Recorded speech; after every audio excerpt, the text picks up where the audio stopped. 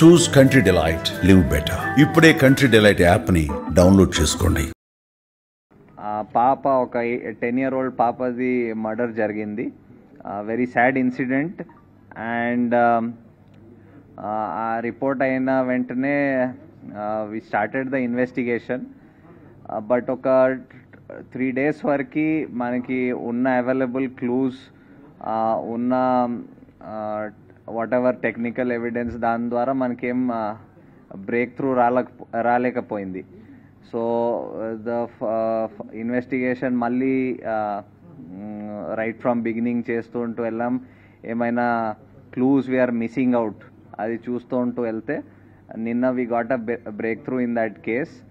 And ఆ కేసులో ఒక నేబరింగ్ ఇల్లులో ఉన్న ఒక 14-year-old అబ్బాయి, he was found to have committed a murderని. బేసికలీ ఆయన ఏం చేశాడంటే, వాళ్ళ ఇల్లు దగ్గర ఉంటుంది.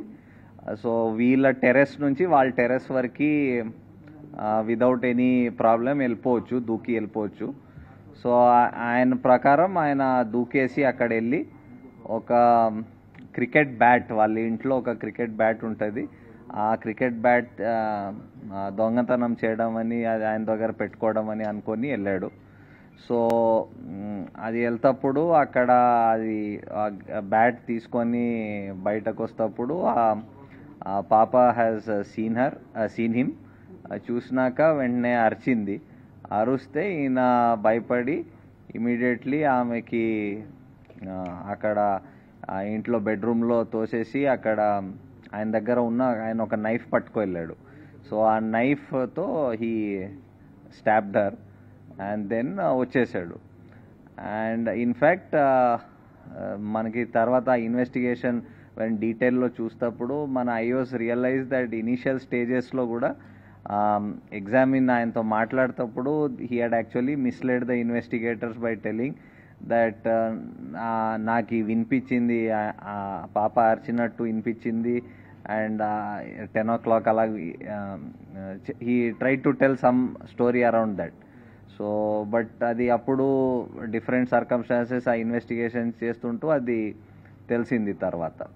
సో బేసికలీ ఆ కేసు మొత్తం డిటెక్ట్ అయింది, ద మర్డర్ వెపన్ కూడా రికవర్ అయింది. దాంతోపాటు కొన్ని అదర్ ఎవిడెన్స్, అదనపు ఎవిడెన్స్ కూడా మనకి దొరికింది. సో దాని బేసిస్ మీద మేము ఇప్పుడు కేసుకి ముందుకు తీసుకొని ఫైనలైజ్ చేసేస్తాం. అతనికి బేసిక్గా ఈ ఓటీటీల్లో, యూట్యూబ్లో ఈ క్రైమ్ థ్రిల్లర్స్, సస్పెన్స్ మిస్టరీలు చూసే అలవాటు బాగా ఎక్కువగా, దాదాపుగా ఒక 5-6 సంవత్సరాల నుంచి అదే పనిలో ఉన్నాడు. స్కూల్ కూడా ఎక్కువ వెళ్ళేవాడు కాదు. ఎప్పుడు ఏదో ఒక తన ఆలోచనలో తను ఉండి ఇలా ఊహించుకుంటూ ఉండేవాడు అతను. అతనికి స్కూలు ఎగ్గొట్టే అలవాటు ఉండేది. స్కూల్కి వెళ్లకుండా క్రికెట్ ఆడుకోవడం, ఈ ఓటీటీ చూడడం, యూట్యూబ్ చూడడం, ఈ మిస్టరీస్ చూడడం అలవాటు ఉండేది అతనికి. అతను ఎవరైనా చూస్తే వాళ్ళని బెదిరించి రావడం, తర్వాత దాడి చేయటం, ఈ 2 ఉద్దేశాలతో కత్తి తీసుకుపోయినాడు.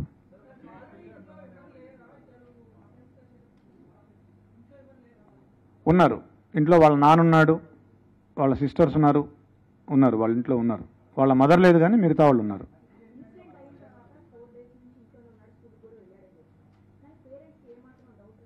ఎస్, పేరెంట్స్ వాళ్ళ మదరు, నిన్న మనం వాళ్ళ మదర్తో మాట్లాడినప్పుడు అనింది, ఫస్ట్ రోజే పోలీసులు ఈ హడావిడి అంతా చేసి నేను అడిగాను మా అబ్బాయిని, ఏరా నువ్వేమైనా చేసావా అని అడిగాను, ఒప్పుకోలేదు. 2వ రోజు కూడా అడిగితే ఏమ్మా నువ్వే నన్ను పట్టించేటట్టున్నావే అని అన్నాడు, నీ మీద ఒట్టు అన్నాడు అని చెప్పింది వాళ్ళ మదర్.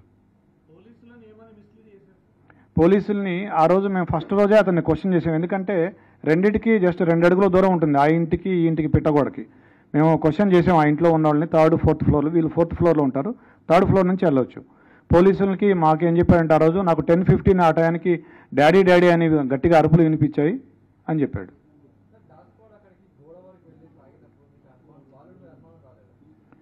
బాలుడి మీద కూడా అనుమానం వచ్చింది మాకు. అయితే మేము ఒక లిస్ట్ ఆఫ్ సస్పెక్ట్స్ చేసుకున్నాము, దాని ప్రకారం చేసుకుంటూ వచ్చాము. నిన్న అతన్ని చేశాము. తర్వాత మాకు ఇంకొక క్లూ కూడా వచ్చింది. ఒక పిల్లాడు కూడా సమాచారం ఇచ్చాడు. ఇట్లా ఆ రోజు ఏ రోజైతే అఫెన్స్ జరిగిందో ఆ రోజు మార్నింగ్ 8:30 to 8:45 అతను ఆ గోడ దగ్గర, ఏదైతే గోడ దూకి వెళ్ళే అవకాశం ఉందో ఆ గోడ దగ్గర తచ్చాడాడు అతను చాలాసేపు, ఒక 15 మినిట్స్. ఆ సమాచారంతో మా అనుమానం ఇంకా ఎక్కువై, మా అనుమానం నిర్ధారణ అయ్యి అతన్ని మళ్ళీ విచారించాము. ఫస్ట్ ఇల్లు సెర్చ్ చేసాము. ఇల్లు సెర్చ్ చేస్తే మాకు ఈ లెటర్ దొరికింది, అతను రాసుకున్న లెటర్ ఏదైతే ఉందో అది. తర్వాత కత్తి కూడా దొరికింది. 3 కత్తులు ఉన్నాయి. ఏ కత్తి అంటే, సార్ నల్ల కత్తి, నల్లపిడి ఉంటుంది, దానికి అంచు నల్లగా ఉంటుందని అతనే చెప్పాడు. ఆ కత్తి తీసుకొస్తే ఇదే అని చూపించాడు.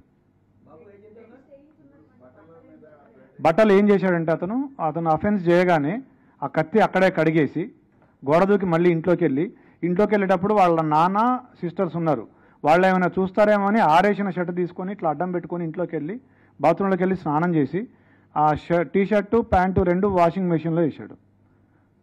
But we found some slight blood on the clothes.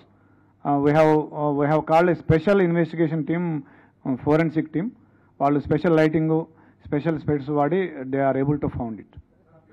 I also have seen it.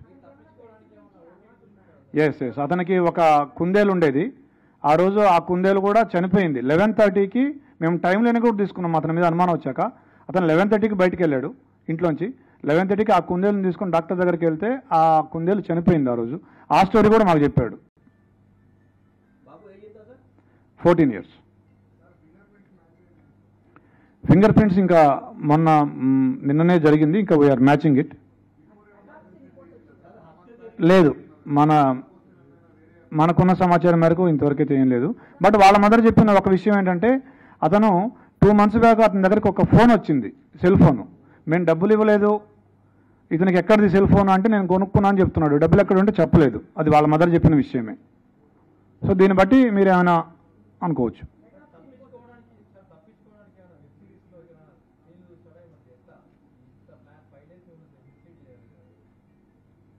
Five days mislead చేయడం అంటే ఫస్ట్ డే మిస్లీడ్ చేశాడు.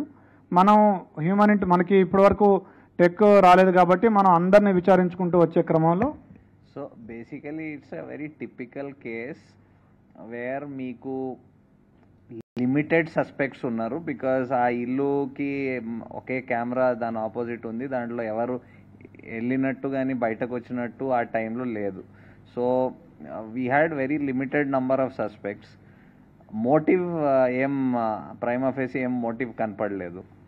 సో ఈ idea that somebody side building నుంచి దూకి రావచ్చు అని అది కూడా ఫస్ట్ డే వచ్చింది. బట్ ఇలాంటి కేసెస్లో వేర్ మోటివ్ ఎక్కడ క్లియర్గా ఏం కనపడటం లేదు. అండ్ అంటే సో మెనీ అన్ఆన్సర్డ్ క్వశ్చన్స్ ఉన్నాయి మాకు యాజ్ ఇన్వెస్టిగేటర్స్. ఆ టీం అందరికీ చాలా అన్ఆన్సర్డ్ క్వశ్చన్, ఇదెందుకు జరగాలి అని ఉండేది. సో ఇది కాకపోవచ్చు అని రూలింగ్ అవుట్ చేస్తూ వెళ్ళారు. And this is a typical case wear technical evidence, ఇప్పుడు నౌ డేస్ మీరందరు చెప్తూ ఉంటారు దట్ ఇప్పుడు టెక్నికల్ ఎవిడెన్స్ లేకపోతే పోలీస్ ఏం చేయలేదు.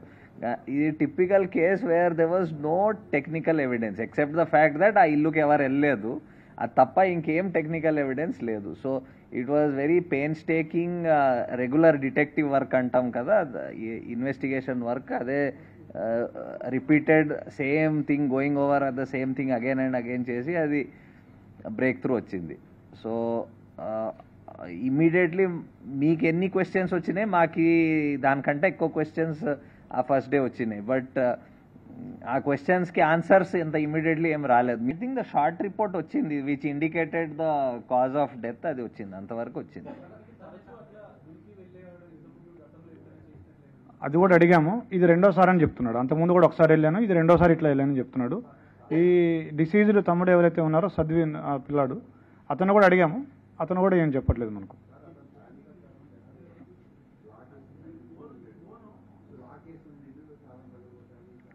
లాక్ అని చెప్పలేదు మనకి. నార్మల్గా వీళ్ళు ఇది వేరే, ఆ లెటర్ దీనికి సంబంధించింది కాదు. ఆ అమ్మాయి చూడదు, ఆ బ్యాట్ తీసుకొని వెళ్ళిపోదాం అనుకున్నాడు అతను. ఆ అమ్మాయి ఇంకా చూడదు, ఆ బ్యాట్ తీసుకొని పరిగెత్తుకొని వెళ్ళిపోవచ్చు అనుకున్నాడు. మనం ఈ కేసుకి మనం when we are asking the questions, మనం ఒక 14-year-old అబ్బాయి పర్స్పెక్టివ్ అండ్ దట్ బ్యాక్గ్రౌండ్ నుంచి అనుకుంటే మేబీ మనకి ఆన్సర్స్ వస్తాయి. మన పర్స్పెక్టివ్లో క్వశ్చన్స్ అడిగితే మనకి లాజిక్ కనపడకపోవచ్చు. ఒక బ్యాట్ కోసము అంటే ఇలా జరగాలని from our perspective I don't think దానికి ఒక ఆన్సర్ మనకి సాటిస్ఫై చేసే ఆన్సర్ రాకపోవచ్చు. బట్ అలాంటి ఒక సిచ్యువేషన్లో ఒక ఆ ఏజ్లో ఉన్న అబ్బాయి అలాంటి పరిస్థితిలో ఉన్న ఆయన పర్స్పెక్టివ్లో మేబీ ఇట్ ఈస్ అది అలాగా జస్టిఫై అవుతుంది ఆయనకేమో.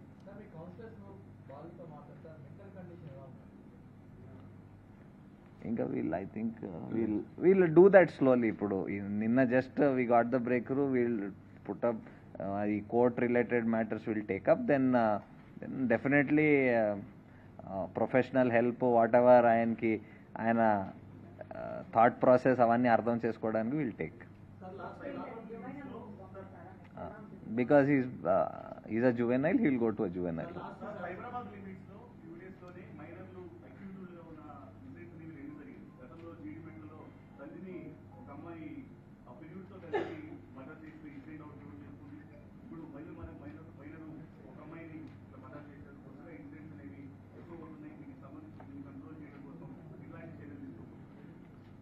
ఇప్పుడు ఇలాంటి ఇన్సిడెంట్ని ఎలాగా కంట్రోల్ చేయవచ్చు, it's very difficult to tell. What 14-year-old ఏమనుకున్నాడో అది మేము it's almost impossible to, and మేము మైండ్కి మ్యాప్ చేయడం of people it's very difficult.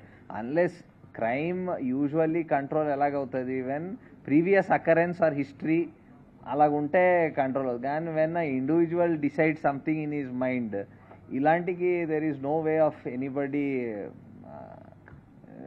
అంటే ఇది ఆలోచించి మేమే ముందు ఆలోచించి దానికి ఆపడానికి అసలు మీరు చెప్పాలి ఏమైనా ఉంటే.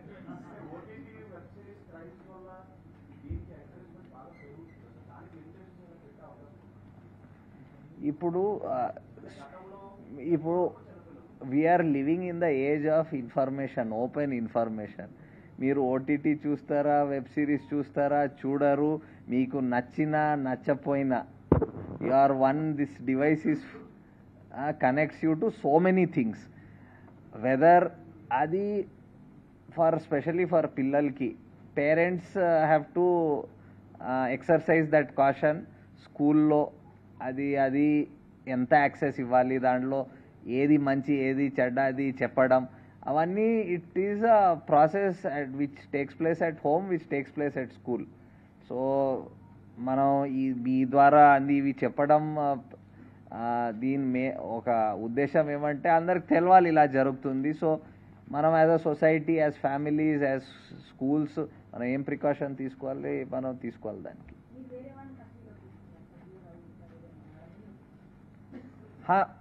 అదే చెప్పాను, మాకి లిమిటెడ్ నంబర్ ఆఫ్ సస్పెక్ట్స్ ఉండేది ఆ కేసులో. ఎవ్రీబడికి థరోలీ ఎగ్జామిన్ చేయాలి టు రూల్ అవుట్. అండ్ బాధ ఏమంటే ఒక 10-year-old పాపకి ఇంత బ్రూటలీ కిల్ అయింది. It touches everybody. సో ఆ పార్ట్లో ఇంకా ఎవ్రీథింగ్ ఇన్ డీటెయిల్ వెళ్ళాల్సి వచ్చింది. So the investigation team actually I think last 4 days, I think morning to night and beyond, they were only doing this, going through again and again. And మీరు వాళ్ళ frustration అర్థం చేసుకోవాలి. అంటే ఇంత ఇది అయ్యి అది చేయలేక అండ్ బ్రేక్ త్రూ రాకపోవడం, అది they're still working on it and it's అలాగే అవుతుంది. ఒక్కొక్కసారి బ్రేక్ త్రూస్ ఇమీడియట్లీ రావు.